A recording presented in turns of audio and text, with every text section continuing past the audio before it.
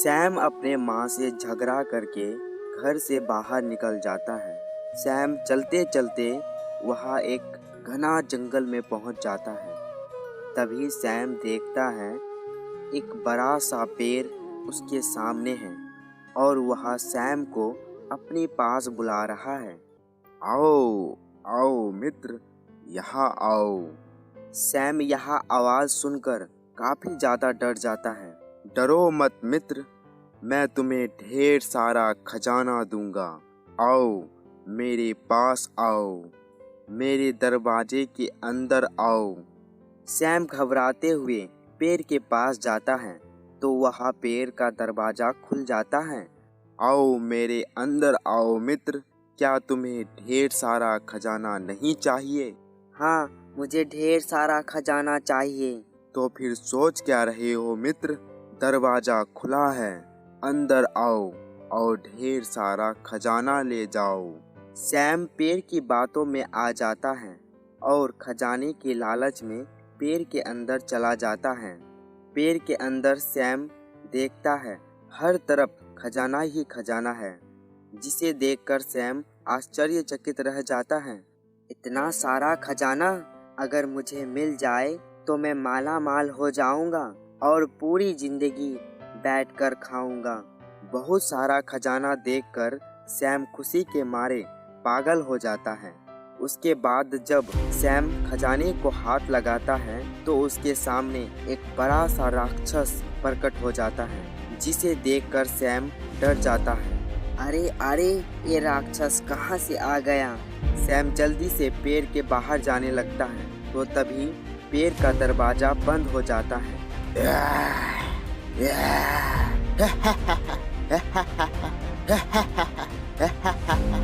अब बचकर कहाँ जाओगे तुम एक लालची व्यक्ति हो, अब मैं तुम्हें खा जाऊंगा।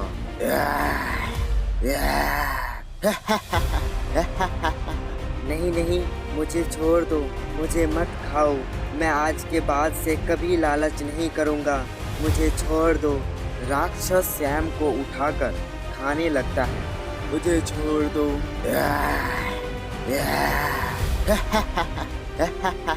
उधर गांव में काफी समय बीत जाने पर भी सैम घर नहीं आता तो उसकी माँ सैली और उसका छोटा भाई राकेश काफी परेशान हो जाता है।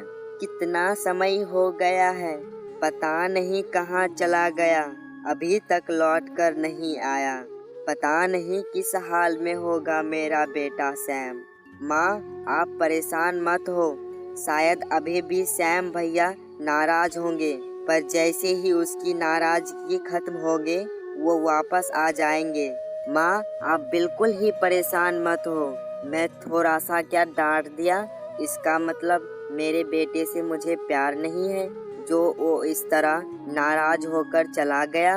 बेटा राकेश, जरा गांव में इधर उधर देख तो पता लगाओ वो कहाँ चला गया और उसे ढूंढ कर ले आओ। जब तक मैं उसे देख नहीं लूंगी तब तक मुझे चैन नहीं आएगा। ठीक है माँ, मैं अभी तुरंत जाता हूँ और सैम भैया को ढूंढ कर ले आता हूँ। राकेश गांव में कई जगह इधर उधर सैम को ढूंढता है पर वह कहीं नहीं मिलता है। हर जगह ढूंढ लिया सैम भैया को, पर वह कहीं दिखाई नहीं दिया। पता नहीं कहाँ चले गए। हाँ, लोगों से पूछता हूँ, क्या पता किसी ने सैम भैया को देखा होगा। तभी गांव के ही एक व्यक्ति सोहन से पूछता है। अरे सोहन भैया, जरा रुको तो सोहन भैया। अरे राकेश, क्या बात है, इतना घबराए हुए क्यों हो? सोहन भैया, क्या आपने मेरे बड़े भैया सैम को कहीं देखा है? कल से वो घर नहीं लौटे हैं। घर में माँ बहुत परेशान हो रहा है। सैम को?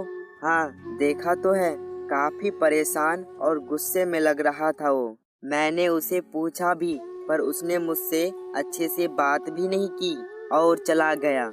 सोहन भैया, कहाँ देखा था मेरे बड़े भैया को? जल्दी से बताओ सोहन भैया। हाँ, उसे मैंने उस जंगल की तरफ जाते हुए देखा था। सोहन भैया, आपका बहुत बहुत धन्यवाद। मैं अभी जंगल की तरफ जाता हूँ और मैं अपने बड़े भैया को ढूंढ कर ले आता हूँ।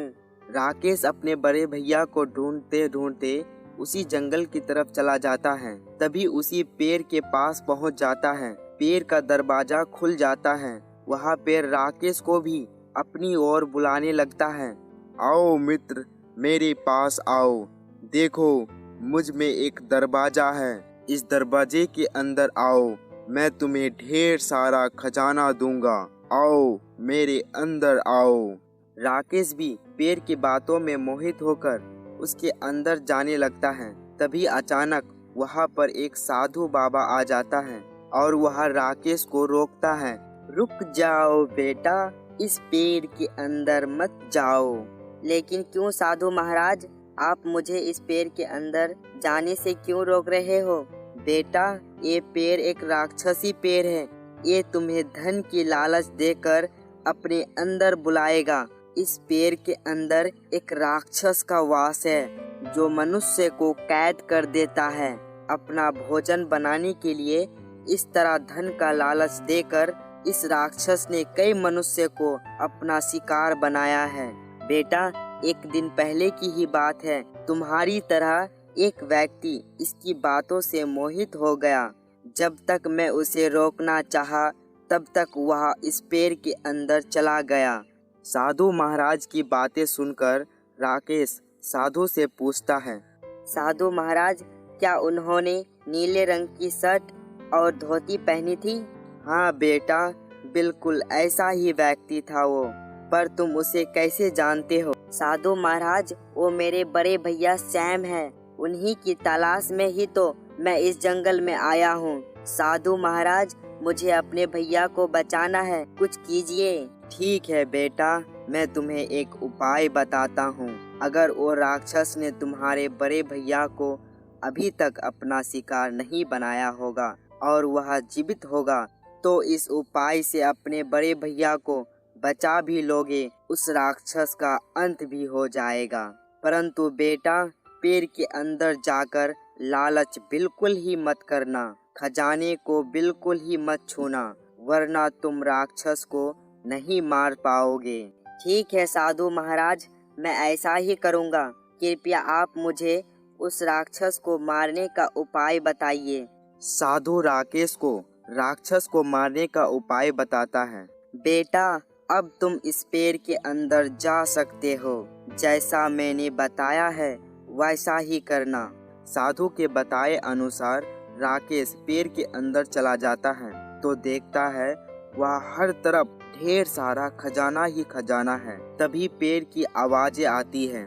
देख क्या रहे हो मित्र, ये सारा खजाना तुम्हारा है, ले लो, ये सब ले लो।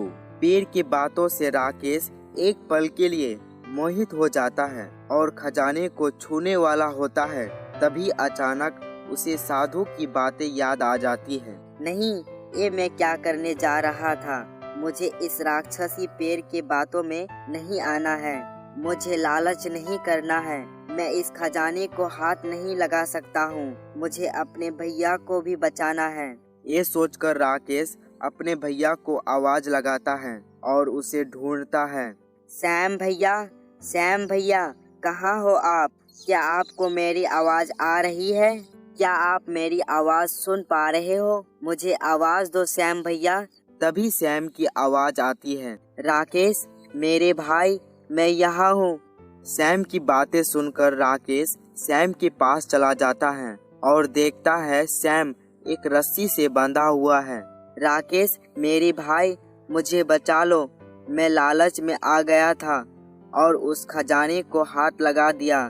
तभी वह राक्षस मेरे सामने प्रकट हो गया और मुझे खाने ही वाला था। तभी मैंने किसी तरह उसकी आंखों में धूल झोंक दिया, लेकिन उसने मुझे बंदी बना लिया। उसने मुझे कहा कि वह मुझे बाद में खा जाएगा। भैया, आप बिल्कुल ही चिंता मत कीजिए, मैं आपको बचा भी लूँगा और उस राक्षस का अंत भी करूँगा। तभी राकेश सैम को रस्सी से छुड़ाता है। लेकिन राकेश, तुम उस राक्षस को कैसे मारोगे? वो बहुत बड़ा और भयानक है। भैया, मेरी बात ध्यान से सुनिए। मैं आपको जैसा बताता हूँ आपको वैसा ही करना है, तभी हम उस राक्षस को मार पाएंगे। राकेश साधु का बताया हुआ उपाय अपने बड़े भैया को बताता है। भैया, हम इस तरह इस राक्षस का अंत कर सकते हैं। बस आपको मेरा साथ देना होगा और सबसे पहले हमें उस खंजर को ढूंढना है जिससे उस राक्षस का अंत हो सकता है। राकेश, तुम जिस खंजर की बात कर रहे हो, मुझे लगता है मैंने उस खंजर को देखा है। अरे हाँ, वो देखो, वो रहा। दोनों वो खंजर को देखता है। राकेश वह खंजर को लेकर वहीं पर छिप जाता है। तभी सैम फिर से खजाने को हाथ लगाता है कि तभी वही राक्षस फिर से प्रकट हो जाता है।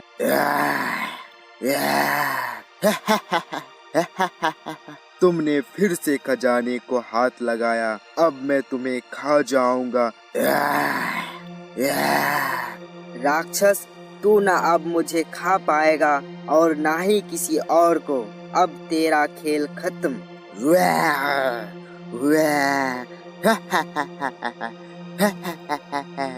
तभी राकेश पीछे से आता है और राक्षस पर पीछे से हमला कर देता है। ये क्या किया तुमने? तभी राक्षस भस्म हो जाता है और दोनों भाई पेड़ से बाहर आ जाता है। तभी वह पेड़ भी गायब हो जाता है और दोनों भाई अपने घर चले आते हैं।